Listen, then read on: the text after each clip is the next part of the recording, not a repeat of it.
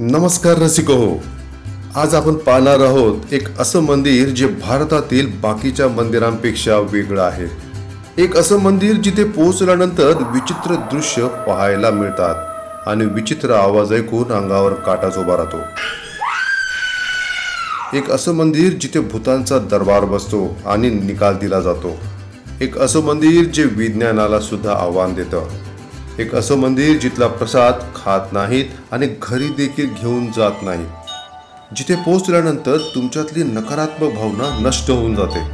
भारतातील लोक विज्ञानापेक्षा देव आणि श्रद्धेवर जास्त विश्वास ठेवतात। 21व्या शतकातील श्रद्धेचे प्रतीक असलेली रहस्याने भरलेली अनेक मंदिरे आजही भारतात आहेत। रसिक हो, तर चला जाणून घेऊ एका अद्भुत अशा रहस्यमय मंदिराबद्दल जे राजस्थानमधील दौसा जिल्ह्यामध्ये 2 डोंगराच्या मध्ये वसलेलं आहे, ज्याचं नाव आहे मेहंदीपूर बालाजी हनुमान मंदिर। हनुमानाच्या चमत्कारांच्या जितक्या गोष्टी करू तितक्या थोड्याच आहेत। साक्षात रामानेच त्यांना सांगितलं होतं की हनुमान, तुम्हाला कल्की अवतारापर्यंत या पृथ्वीवर राहायचं आहे, मी चाललो।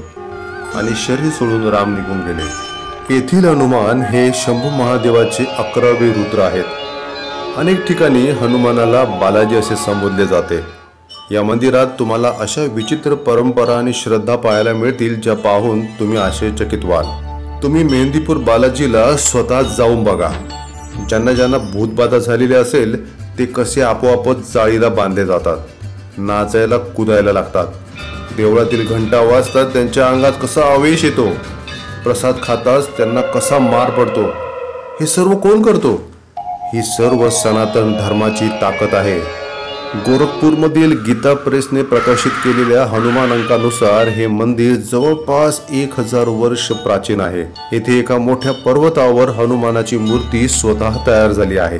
रसिक हो, तुम्ही जर मराठी रहस्यमय कथा या आपल्या YouTube चॅनेलचा व्हिडिओ पहिल्यांदाच पाहत असाल तर चॅनेलला नक्की सबस्क्राईब करा। हे बालकरूपी हनुमान मंदिर अत्यंत शक्तिशाली आणि चमत्कारिक मानले जाते। इथे 3 देवांचं अस्तित्व आहे, श्री बालाजी महाराज, श्री प्रेतराज सरकार आणि श्री भैरव कोतवाल। या 3 देवांचा दरबार इतरत्र कुठेच पाहायला मिळत नाही, त्यामुळे या जागेला विशेष महत्त्व प्राप्त झाले आहे। इथे कुठेच तुम्हाला पैसे द्यावे लागत नाहीत। हा मेहंदीपूर बालाजीचा दरबार आहे। प्रेतराज इथे सर्व हिशोब करतात आणि कोतवाल इथले भैरव आहेत। वाईट ऊर्जा आणि काळ्या जादूपासून मुक्ती मिळवण्यासाठी संपूर्ण देशातून येथे लोक दर्शनासाठी गर्दी करतात। या मंदिराला अशा त्रासांपासून मुक्ती मिळवण्याचा एकमेव मार्ग मानले जाते। येथे येणाऱ्या पीडित लोकांना पाहून सामान्य लोकांचा आत्माही थरथर कापू लागतो। हे पीडित लोक मंदिराच्या बाहेर बसून मोठमोठ्याने ओरडत असतात आणि कोणतेही औषध न घेता बालाजी हनुमान महाराज, भैरव कोतवाल महाराज आणि प्रेतराज सरकारांच्या आशीर्वादाने स्वस्थ होऊन घरी परत जातात।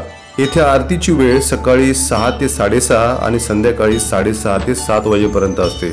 बालाजी हनुमानाच्या डाव्या बाजूला एक सूक्ष्म छिद्र आहे, त्याच्यातून पाण्याचा स्त्राव होतच असतो।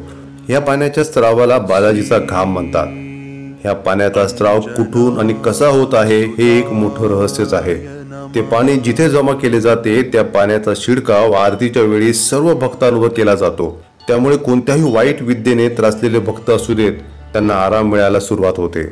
बालाजीच्या समोरच प्रभू राम सीतेचे मंदिर आहे, त्यामुळे श्री बालाजी हनुमान नेहमी राम आणि सीतेचे दर्शन घेत असतात। मेहंदीपूर बालाजीचे दर्शन घेताना प्रथम ह्या राम सीता मंदिराचे दर्शन घेतले जाते। इथे श्री बालाजी महाराज, श्री प्रेतराज सरकार आणि श्री भैरव कोतवाल असे 3 देव आहेत। बालाजी महाराजांना बेसनाच्या लाडूचा भोग दिला जातो। भैरव कोतवाल हे बालाजी महाराजांच्या सैन्याचे सेनापती असल्याने त्यांना कोतवाल कॅप्टन असेही म्हटले जाते। त्यांना उडीद डाळीपासून बनवलेल्या पदार्थांचा नैवेद्य दिला जातो। प्रेतराज सरकार हे बालाजी महाराजांच्या दरबारातील दंडनायक आहेत। दुष्ट आत्म्यांना शिक्षा देण्याची शक्ती त्यांच्यातच आहे। शिजवलेले भात आणि खीर यांचा नैवेद्य त्यांना दिला जातो। बालाजी मंदिरात केलेला नवस पूर्ण झाल्यावर सवामणीचा नैवेद्य द्यायची प्रथा आहे। हलवापुरी आणि लाडूपुरीचा नैवेद्याला सवामणी नैवेद्य म्हटले जाते। हा नैवेद्य सकाळी 11:30 ते दुपारी 2 वाजेपर्यंत 3ही देवतांना दिला जातो।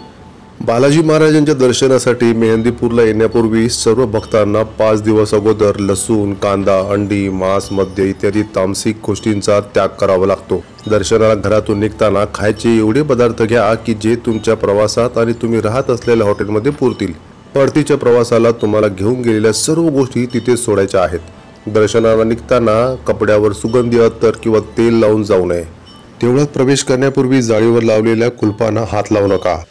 जो लाडवाचा प्रसाद तुम्ही श्री बालाजी, श्री भैरव कोतवाल आणि श्री पेत्रास सरकारनं चढवता तो प्रसाद तुम्ही पण खाऊ शकता आणि तुमच्या घरी घेऊन जाऊ शकता. या व्यतिरिक्त कोणताही प्रसाद खाऊ नये आणि घरी घेऊन जाऊ नये. दर्शन घेऊन झाले की पाठीमागे वळून न बघता सरळ निघून जावे. जय बालाजी महाराज, जय भैरव कोतवाल, जय पेत्रास सरकार.